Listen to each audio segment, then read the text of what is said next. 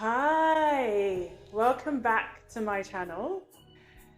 This is my third video and I'm so proud of myself that I've come back to film another one. So I haven't edited the second video I've done yet, but I have watched it back. So I've seen some places where I need to tweak things, maybe be a bit more lively on camera, speak to the camera a bit more, and things like that. So I'm going to try all of those things that I learned from the last video. I also noticed that when I'm speaking, I often look, if I don't know what I'm going to say next, I'll look off to the distance instead of sort of looking straight at the camera. I've noticed I move my eyes a lot, my forehead a lot, and I am going to try and use my hands more. But anyway, this is my morning coffee. I think it's a mug that my sister got from her travels. So in this video, I actually have written a script because I thought actually it's better to have a really clear idea what I want to say, so I'm not getting those gazes where I'm looking off to the side. And I just want to see if it feels better when I'm going through it and editing it. Nobody told me how hard editing is. My goodness, it takes so much time, and I don't think I'd factored for that when I said I'd create a channel. But yeah, I'm learning, I'm going slowly. I downloaded a few tools to help me with that. So I downloaded CapCut yesterday. I also did download Grammarly because I thought that'd be good for the script writing. And then I got some copyright-free music from the YouTube library, which again was really great.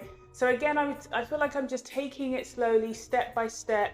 I posted 2 shorts on my channel, which again wasn't necessarily something that I thought I would be doing, but the more I'm listening to people talk about the benefits of YouTube and what you can get from it and how to make the most of it, I'm like, well, actually, if I've got the long form video, why not make it a short form? Another thing I've learned looking back on my edits is that I speak quite fast. I don't take enough pauses, and I can sometimes in the edit therefore muddle up bits or don't make the right cut in the right places. So today I'm going to practice speaking slightly slower and seeing how far we get. So, see, I've done it again, I've looked off to the side. So I've been mulling over the idea of taking more experiments. As a child in school, I loved when we got to do practical hands-on things because actually it just got really boring listening to the teacher all the time. And I chose to be a doctor purely off the back that I like science experiments. So again, when I was thinking about the word experiments and what it was bringing up for me was a time when I was in boarding school. So I went to boarding school in Nigeria. I didn't really know what I wanted to be. I'd grown up in a council estate in Hackney. And, you know, we didn't really have those, what do you want to be in the future type talks. And, you know, my parents got scared by what they saw, so they shipped us off to Nigeria.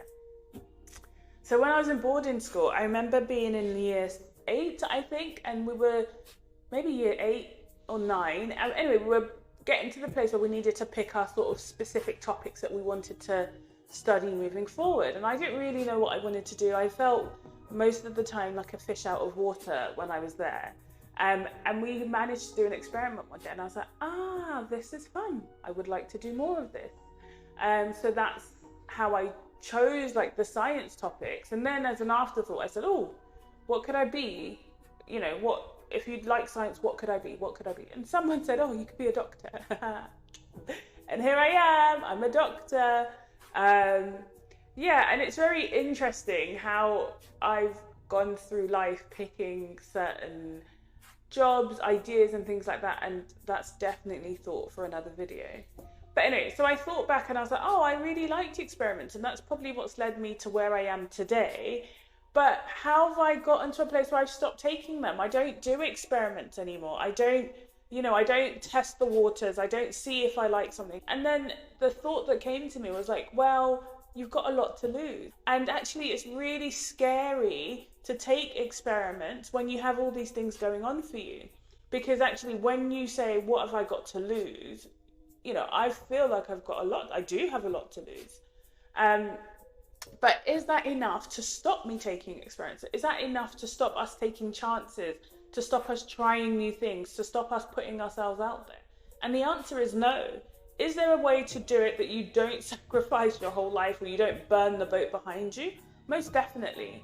And that's, again, things that I've been reflecting on. So in this video, I just wanted to talk about how we can still incorporate experiment in our lives, because it's really, really important. So I'm going to share how I've been taking experiments in my life. I think I've said before that, I've got to balance my experiments with the things that I feel that I have to lose. So the first way I'm experimenting is by testing my creative outlet. And I'm doing that by posting to YouTube. I'm posting more on LinkedIn. I'm trying to test whether or not the fear of being judged outweighs the creativity that I know is within me. So I'm posting to YouTube, like I said. I'm learning to edit. I'm downloading new software. So I downloaded CapCut, Grammarly, and all of these AI tools to make this transition or this test or this experiment feel easier. Do I like it? And that's the main experiment. Do I like it? Can I be successful at it? And if I can, I carry on. And if I can't, I stop and I try something else. And I give myself the grace to try something else. And then another way I'm experimenting is by starting a business and to really put on a business hat. So sometime last year, I thought, okay, Remy, why not try and be an entrepreneur again? Many years ago, I was a co-owner of a yoga studio, and I really felt quite burnt out by that process and overwhelmed and disappointed. And after that, I was very strong. I'm not going to be a business owner again. And then recently, as I was really thinking about what it was about that business that I didn't like or I didn't engage with, I thought, oh, okay, it was a physical business. It wasn't in my comfort zone. It wasn't my specialty area. And I'm now testing, can I do this again with all those things considered? And how will I feel after that? How will I feel if I have a successful business? So I thought I'd try it out, because what else can you do but try it out? And then I've joined an accelerator program. I've done reading of books. I've listened to podcasts. I've really tried to gain the knowledge required for this experiment to really take hold. Will I enjoy it? Will I be successful at it? If I am successful, what will my life look like? These are all the questions I'm asking myself as I'm taking these experiments. And I could take experiments with everything. I could say, to my husband, should we go on a weekly date night?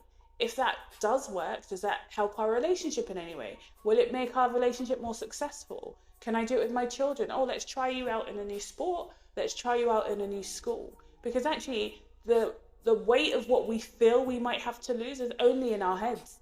Unless we give it a go, we won't know. And I just want to really dwell on the thought that we can do anything we want. I can do anything I want. You can do anything you want. But the only way that you'll know what it is that you genuinely want is if you try.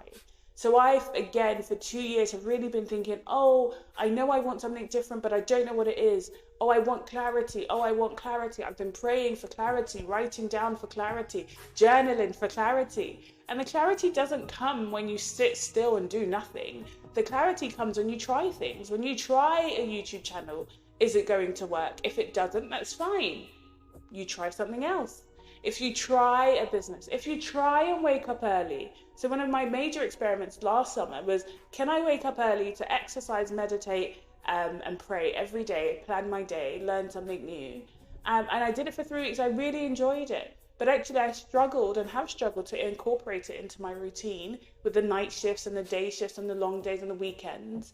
And therefore I said, well, actually, as much as I enjoyed it, it's not something I feel like I can do right now. But are there bits of it that I can incorporate into my life, even with my messy routine? And yes, there are. And again, I wouldn't have known that had I not tried. So I'm definitely an advocate now for experimenting with action, and not just trying it out in your head. Will it work? Will it not? In maths, I used to love maths as a child. You had to show you're working. You show you're working. If it doesn't work, you start from the beginning and you work out the equation again until you get the answer. And how is that going to be any different with life? Yes, we need to weigh it up against the things that we could potentially lose. But actually, what about the things we're losing out on by not even trying?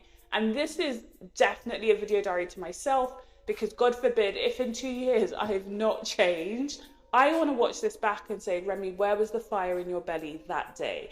I want it back.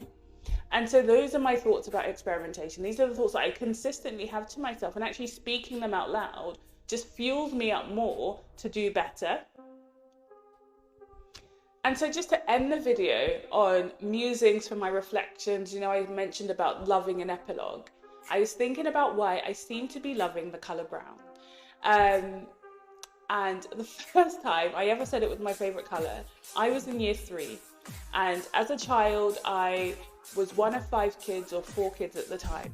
And I was like a child that genuinely just wanted to be in with the popular girls. I wanted everyone to like me.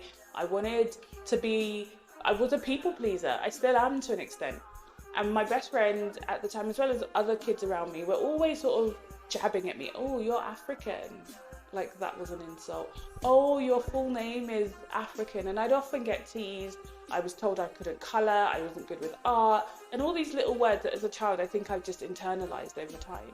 But one of the things that really stands out is I was told that I couldn't have pink as my favourite colour because I was copying.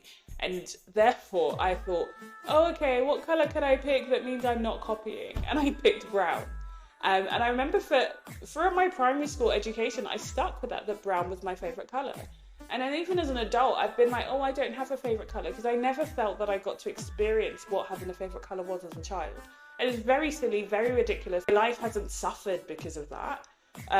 But now I do feel like a full circle moment where I do prefer brown, especially when it comes to clothing, and even getting my nails done. That would be my go-to colour, and maybe because I manifested it, maybe because I'd mantraed it into my life, but now it is a colour I genuinely would lean towards, and that for me is the genesis story of this.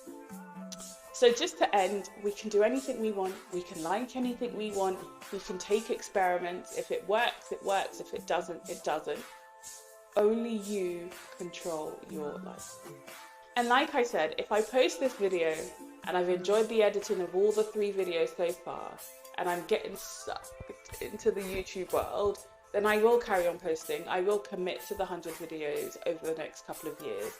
And I will, in 2 years, look back and say, hopefully, Remy, you have done well. Bye.